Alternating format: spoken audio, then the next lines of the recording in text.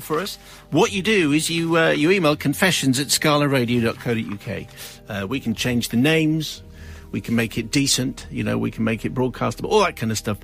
Send us your tale, and if you could send it in, that'd be great. Confessions@scalaradio.co.uk. Into the collective booth, we welcome Jodie back, who's been gallivanting already. Hello. Where have you been? I've been skiing. How'd it go?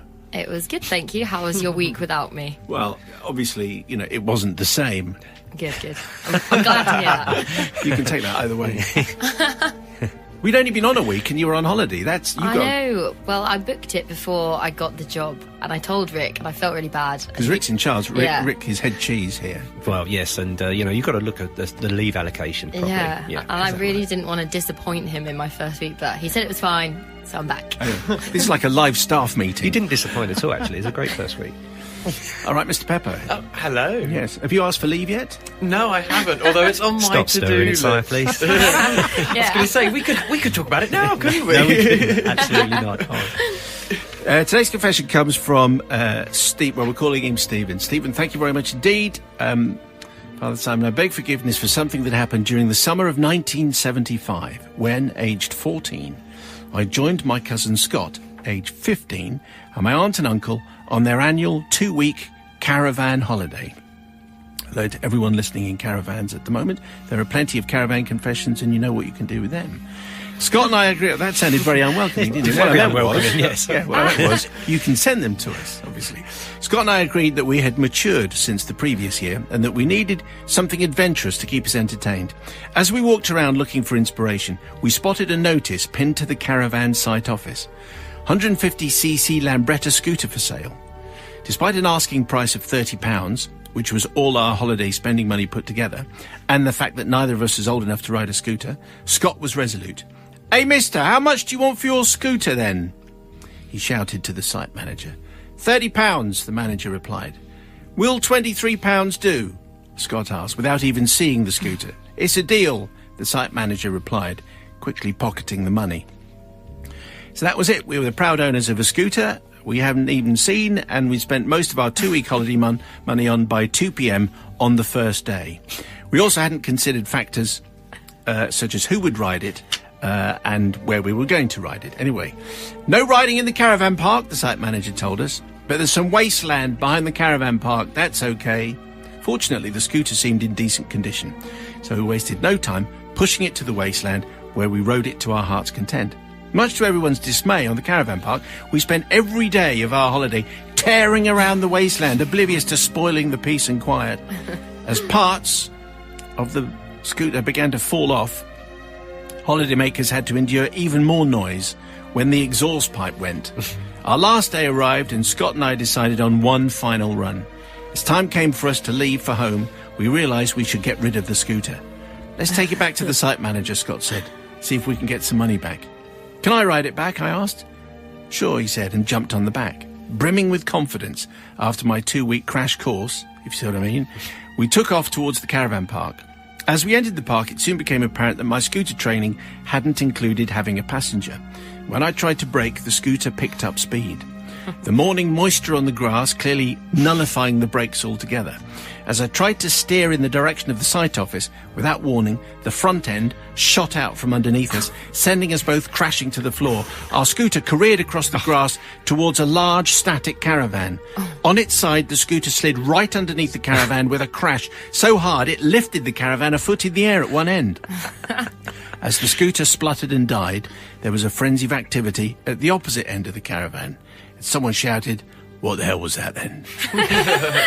Our trusted steed, the full range of voices. It's properly on display today. Vivid. Our trusted steed was well and truly jammed under the caravan. We both sat frozen to the spot, one behind the other, just as we'd been on the scooter. It took at least 5 attempts before the now twisted door of the caravan opened, and a giant of a man emerged. He looked straight at Scott at me, sitting there as if nothing had happened. "Morning," Scott shouted as we both smiled and waved at the man nervously. The scary man scanned the length of his caravan and then back at us before replying, "Morning, boys," with more of a trace of suspicion in his voice. Oh, right, okay. "Morning, boys." Clearly, he knew something was wrong, but he couldn't see our scooter or anything else that could have caused such a racket. Just two innocent-looking lads having a sit-down on the wet grass in the middle of a caravan park like you do. "Are you having a nice holiday?" I shouted, trying to distract him from further analysis of his caravan. "Yes," he replied hesitantly, still eyeing up and down the caravan. Eventually he lowered his head and retreated back inside. It took him just as many attempts to close the door as it had to open it. As soon as the door closed, we ran as fast as we could go and jumped straight into my uncle's car, protesting to him that we should go straight away if we wanted to avoid the traffic. And that is my story. And I ask for forgiveness, Father Simon and your team, not only for bending the scary man's caravan, but also for spoiling the peace and quiet for so many people on their well-earned vacation, and for wrecking a classic scooter that deserved a far more dignified end.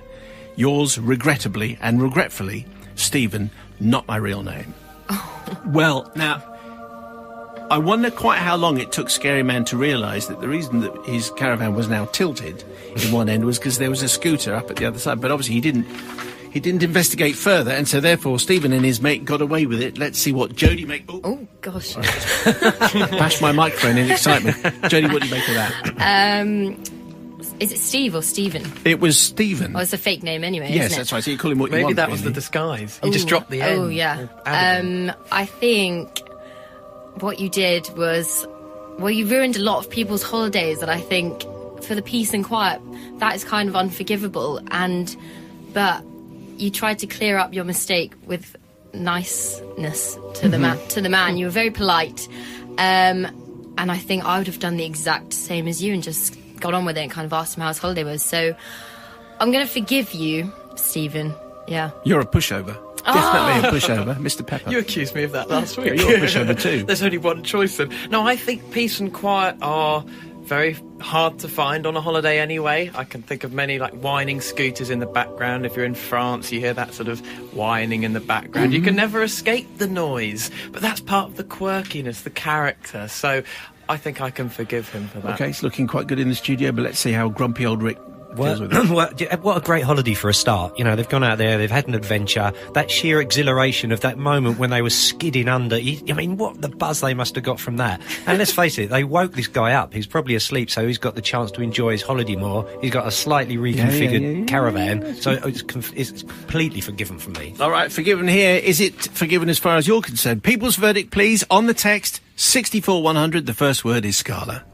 Into the collective, by the way, Jodie and Mark and Jack are here. You're very welcome. I'll just turn you on. There you go. Hello. But first of all, a word with Jack. This is Jack Pepper, Scala's own Jack Pepper, because we were talking about ugly animals, and without doubt, the blowfish. And we've just tweeted it. If you follow us at Scala Radio, we've just tweeted a picture of the blowfish. Is that what it's called? Well, I call it the blobfish. That's right, the blobfish. Yeah. Is just pretty hideous. I just showed Mark hadn't seen one. I've not. No, this is a new thing for me. Yes, it's quite unpleasant. It's very descriptive. It is literally a blobfish. Yeah, It's a white turns out blob. that Jack has written a song about the blobfish. How come you wrote a song about the blobfish? Well, we're going back to my school days now, and it was a biology teacher. I was in year 10 doing my GCSEs, and midway through the course, she got another job and left us. And she was one of our favourite teachers. The class loved her, and in the classroom, she always had pictures of weird creatures. And the biggest picture of all, right above the whiteboard, was the blobfish. Yes. So we decided, as a farewell treat, I don't know if that's the right word, we would collaborate on a piece of music for her. So I wrote the music, and then we collaborated as a class on the lyrics, and then played it to a very bemused teacher. Do you remember how the lyrics went? Well, the chorus, it's I'm a blobfish and I'm proud of it. I don't care what people say. I might have, and then the end of the chorus is sort of statistics and facts about the blobfish. So it's a sort of documentary crossed with an anthem of our time, you know. Basically a proud saying, blobfish. it doesn't matter how you look, you're all valued. Yes, It's one of those absolutely. kind of This Such is a me, message. basically, but with blobfish. Anyway, it was just very interesting because it's probably the only song ever. You should tweet about that. We should hear this. At I some point. don't know. I don't know whether it's worth tweeting about. It's one of those things that's locked away in the drawer. You've got my attention. Yeah. Anyway, here comes today's story. It comes from John in Sheffield. Thank you, John. Father Simon and the Saintly Collective. Sorry tale I'm about to tell you took place a quarter of a century ago, and although I've lived with this misdemeanour since then, I've resisted the temptation to confess until now. We're in the early 90s. It's my sixth form college in the West Midlands. Back then, I was a young, fresh-faced student taking my A-levels, one of which was theatre studies. A whole bunch of people going, that's not a proper subject. Well, it actually is. Disagree with Yeah, that. I was going to say. I did stand up theatre for this. studies. Our theatre studies tutor, Dave, was the head of the department. He was a jovial fellow in his mid to late 40s. He's fairly strict, but he knew his job inside out. He had several rules for theatre studies. 1, no chewing gum. 2, no feet on chairs. 3, no mocking of a performance. As youngsters, I admit these rules seemed a little old-fashioned, but looking back, the third one now makes complete sense, as it meant that we were able to explore and develop our acting techniques in complete freedom. If only Dave could have known how successful his teaching methods would be. These trips that we had, which allowed us to make them, were always great, because we always used to take trips in the evenings. It meant that we could go to the pub beforehand for a lemonade or two.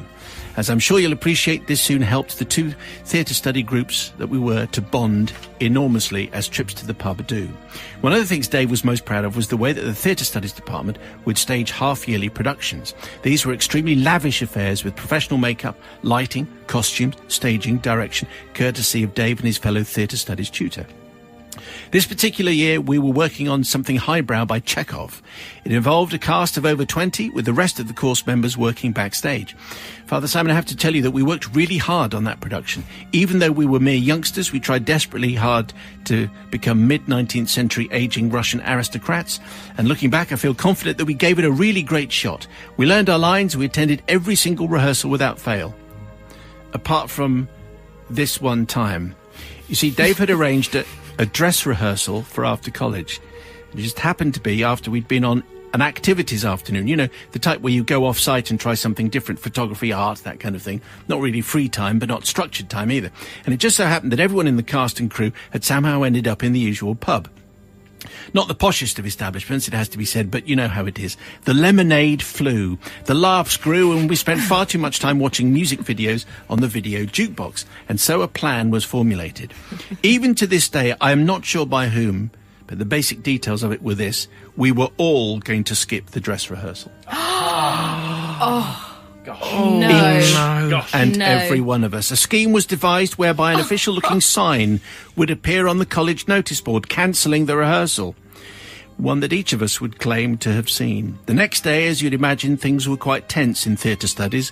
Dave was understandably upset that his cast and crew had deserted him, so much so that we were all asked to go into his room one by one and repeat the following phrase. I did not write the sign. I don't know who did write the sign. We all dutifully did as we were asked, all of us, members of both classes, trying our best to look earnest and sorrowful and innocent. I still remember to this day when it came to my turn, looking Dave in the eye, looking earnest, sorrowful and innocent, saying, I did not write the sign, and I don't know who did write the sign, even if I did. I would like to point out, 25 years on from the events of that day, I am now a teacher in a primary school, and I really do appreciate Dave's 3 rules: no chewing, no feet on chairs, and no mocking. Ironically, I now have the difficult task of directing the end of year school play, and I truly do appreciate just how difficult it is to organise such an event. Now, I'm not seeking forgiveness for missing the dress rehearsal. It was, after all, much needed break from the long and tiring term of work. Neither do I seek forgiveness for staying in the pub. For one thing, it gave us a chance to bond. Now, I seek forgiveness for the fact that we so casually turned the acting skills that Dave had lovingly taught us against him. You see, it seems that we were so earnest and truthful in our denials and lack of confession back then that the truth never did come out. It was never mentioned again until now. I hope that you can see it in your hearts to forgive not just me, but my fellow theatre studies students, and therefore I take it upon myself to throw everyone on your mercy. And the less said about the many empty bottles of Strongbow cider stashed in the suspended ceiling of the aforementioned Arts Centre dressing rooms during the week of performances, the better. Yours, a repentant would-be actor, John from Sheffield. Now, the one bit of information that we don't get from that is how did the actual performance go? Because it seems to me if you miss the dress, then you're in big trouble. Yep. But if everybody misses the dress, then what can he do? He can't fire you. Anyway, Jodie's going first. John, I think that's terrible. I've done dancing and drama my whole life, well, as a child in school and stuff, and I know how important rehearsals are and how seriously teachers take it. I'm very disappointed in you. I don't forgive you. It's a hard line, Mark. Yeah, similar, I'm afraid. Dave obviously put his heart and soul into this, and you can just imagine Dave's face when no one turned up. That would have been awful. Unforgiven, I'm sorry. Okay, this sounds like it's going to be pretty harsh, but let's turn to Jack, maybe, for some consoling words. Well, we can hope, can't we? It was lemonade originally, and then it became Strongbow. It's escalating, isn't it? See, That's the way it goes. Really? See, I don't lemonade. drink. I don't drink, so I can sort of Lemonade's a vaguely... gateway. I can sympathise, though, with the idea that it can loosen you up and relax you if you're in the pub with friends. What, lemonade? Lemonade, in my instance, lemonade, but for others, maybe something else. But no, I can forgive that, because I think that it's creative, it's relaxing, you're with friends, that's what it's all about. Even though they missed the dress rehearsal. Well, they were Dress technically, rehearsal. they were sort of rehearsing just in another setting, weren't they? You know, if they had to suddenly move venue, they were covered. They had done it in the pub. The dress rehearsal is where you get it all wrong. Yeah. So that the performance Well, is they right. technically did that, didn't they? But People's verdict, please do you forgive Jack, yes or no? On the text, it's 64100. The first word has to be Scala. 64100. Do you forgive Jack, yes or no? Thank you. Yes, so it's confession time, and it's 11:13. Today's tale. Oh, and Jodie is here, and Mark is here, and Jack's here, by the way. Hello, hello. Hello. good morning. Today's tale comes from Jeremiah Thriptwhistle, which one imagines is not a real name, but it may well be. Hello, Jeremiah. Father Simon of the Assembled Collective, I seek to unburden myself from the torment and guilt of an incident which took place 25 years ago. At that time, I was attending a city centre secondary school, opposite which was a small branch of an electrical retailer. And as was typical at the time, the window display was a wall of television screens of differing sizes. Every day I'd wait for a lift home from school outside said retailer and would marvel at the array of TV sets, hoping that perhaps one day I might own one for my bedroom. I'd set my eye upon a lovely set with a remote control. Father Simon, at that time, remote controls weren't commonplace, and the notion of a teenager not owning a television but a TV with a remote control was an optimistic one. I penned a note to Santa that year asking for that TV set. Clearly I'd been a good boy, and the bearded fella kindly obliged when Christmas arrived. And after a couple of months of happy bedroom viewing and a couple more months waiting for lifts outside the electrical retailer, I hatched a plan. One day, I slipped the remote control into my bag before I headed off to school. As usual, at the end of the day, I trudged over the road to the electrical retailer and waited for my lift. It was at this point that I laid down my bag and pulled out the remote control. Taking care to conceal the remote, I pointed it towards the display of television sets and held the volume up button. And oh, how I giggled to myself when a startled shop assistant came rushing to the window to figure out why so many televisions in the display had gone rogue. I'm ashamed to say that this wasn't enough. In the following days, I performed the same trick numerous times, morning and afternoon, even going so far as to change the volume several times in a single day. GMTV was fine and everything, but not when it was turned up to 11. The Demon Headmaster, The Simpsons, Sabrina the Teenage Witch, all good TV shows, but all, you'd have to say, unbearable at full volume when being played by, I would have guessed, 15 televisions. The shop assistants would turn them down. I would wait 2 minutes. I'd dial them back up again. My schoolboy japes came to an abrupt end, though, when one day I reached the store only to find that all the TV sets had disappeared. At the time this indiscretion took place, electricals were far less throwaway, and the electrical retailer concerned had an in-store repair desk.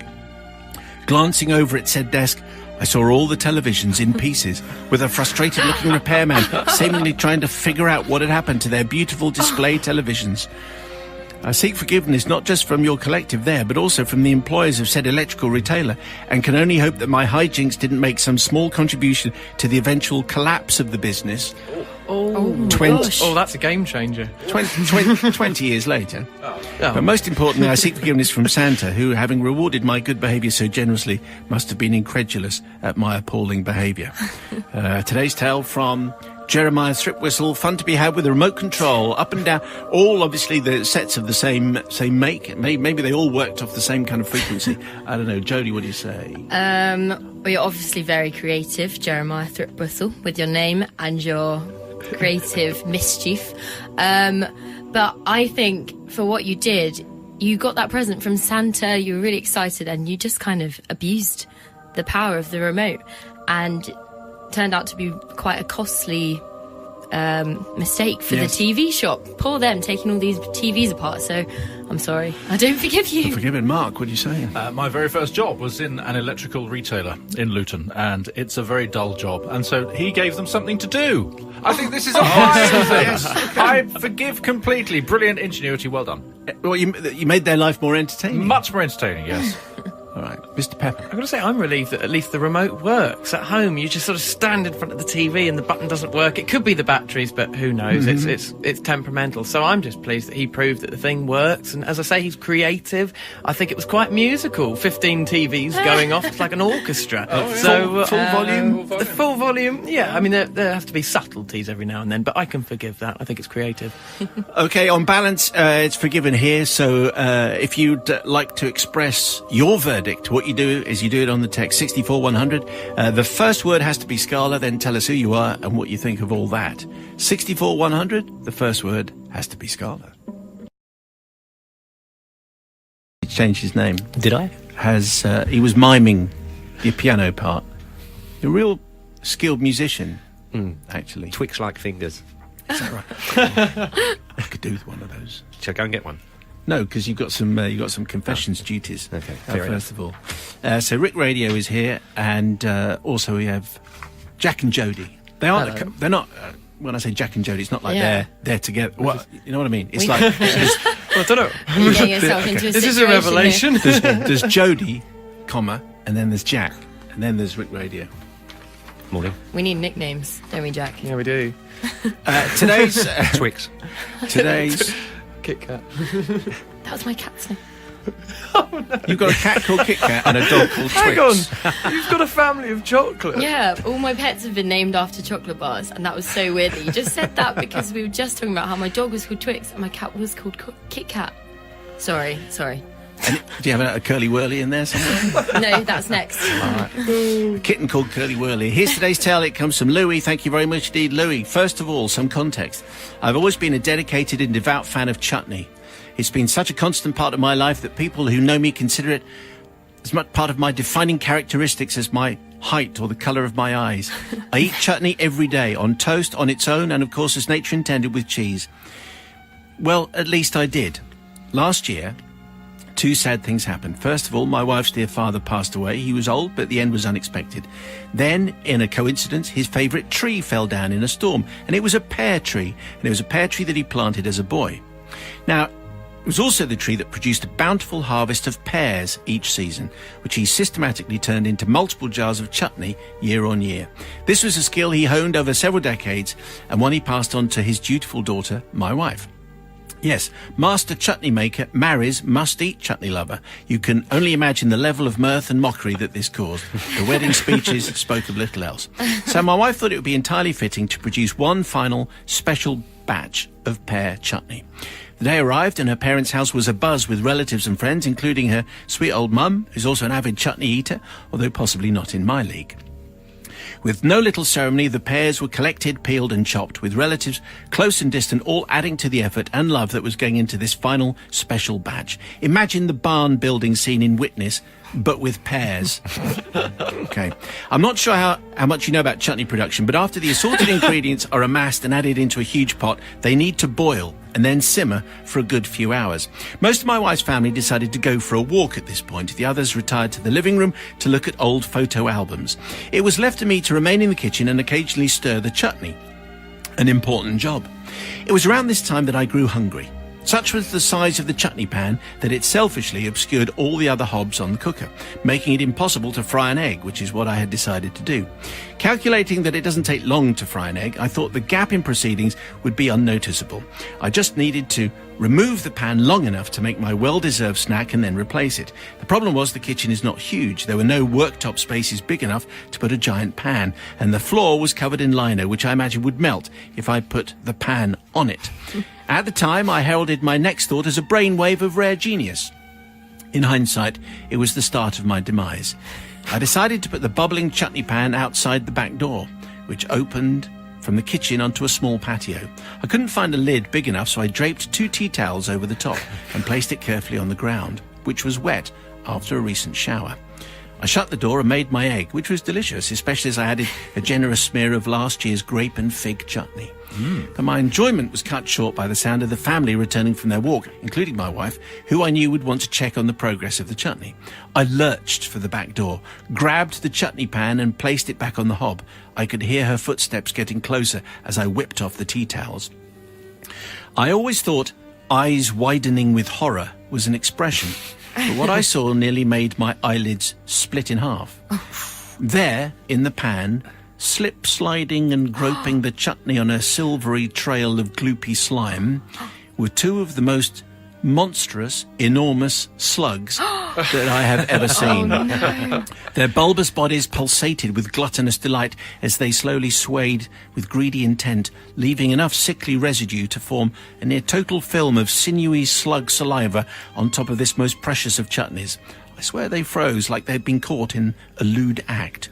I had seconds. My wife was about to enter. I had to act. Without thinking, I grabbed both slugs with a rapid, one-handed double dip and put them in the only place I could hide them effectively, my pocket. With my other hand, I stirred the chutney. With my hand, I stirred the chutney, quickly folding in the viscous slug juice in the process. My wife was thrilled to see me so attentive. She praised my technique, but wanted to take over, lovingly stirring the pot in the way her father had taught her. I slowly backed away. My pocketed hand was having an unexpected wrestle with the surprisingly active, syrupy prisoners. It felt like two detached thumbs having a really slimy thumb war. I suppose they can't have been happy having their chutney disco interrupted. I escaped to the garden and fought the need to retch while I gently scraped the vile, gloopy stumps onto the lawn. My hand was sticky and smelt rancid. My favourite trousers were ruined, but through the window I saw the worst consequence of my stupidity unfold in slow motion, a vision which still haunts me to this day. My beautiful wife, daintily blowing a spoon laden with her treasured chutney, then puckering her lips and tasting the goods with closed-eyed delight. How did the slugs get in there? Surely the pan was too hot. How on earth did they get so big?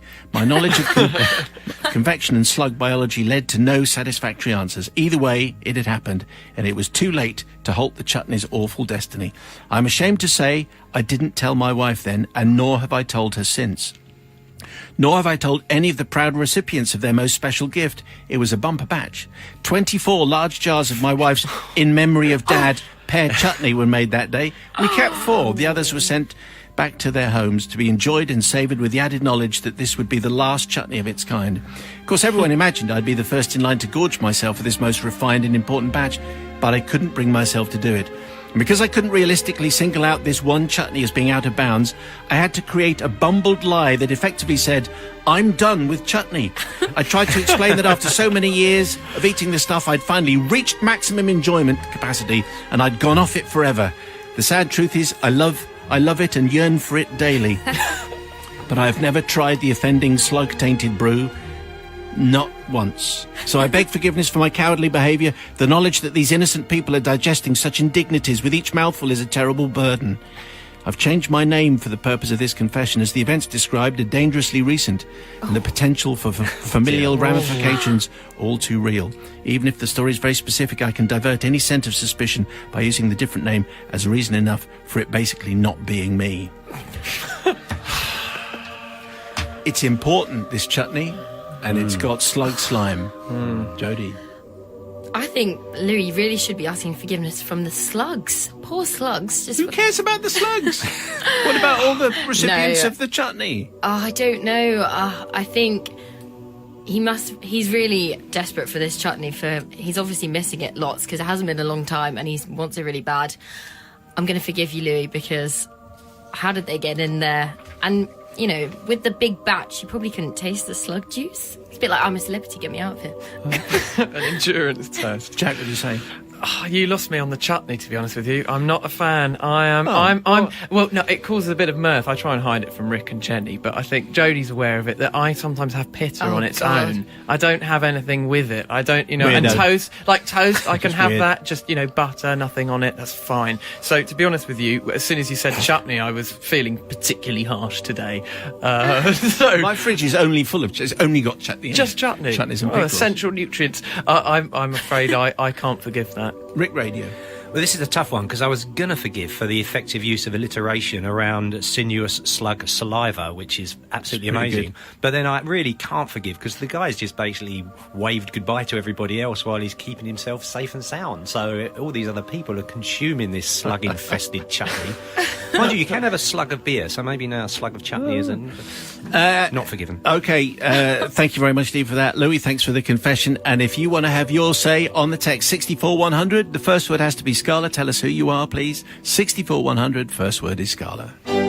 A collective led by young Jack. So got Jody, Jack and Rick Radio here. This is the same Jack who, about an hour ago, we had an email from a listener saying, I'm nearly 70, and I don't normally go for 19-year-olds, but that Jack Pepper, he's very The first person to say that. boisterous, very puppy-like. I'm very flattered. I don't even know. Well, I mean, what if you're a puppy? What does that? It means what type of puppy? It means What you're breed? enthusiastic and lovable and cuddly. She's seen your ears as well, Jack. Yeah, I was going to say, what are you saying, Rick? Okay, Jody, Jack and Rick here to sit in judgment on today's tale, which comes from Bruce, which is an alias, I think. Father Simon and the Pragmatic Collective. First of all, I'm loving Scala. Okay, forgiven. Secondly, before I can listen to you with a clear conscience, I must ask for your forgiveness for something that occurred in 1977 during my final year at school, which I've never quite forgiven myself for. All the names have been changed in order to protect me. During our 5 years at grammar school, my friend Tom and I had studied woodwork, and for all those years we'd been forced to endure the relentless praise bestowed upon our classmate Edgar for his outstanding carpentry skills. Despite mine and Tom's best efforts, at the end of every assignment, Edgar's work would be recognised by all the teachers and used as a benchmark for the rest of the class's pathetic attempts to perfect dovetail joints and the like. Look at Edgar's lapwood joints and his mortise and tenon joints. Why can't you boys all be like that? The teachers would ask, which only served to worsen our resentment for Edgar and his carpentry prowess. Both Tom and I knew that Edgar's father used to be a master toy maker who had emigrated from Latvia after the war and was now the school caretaker.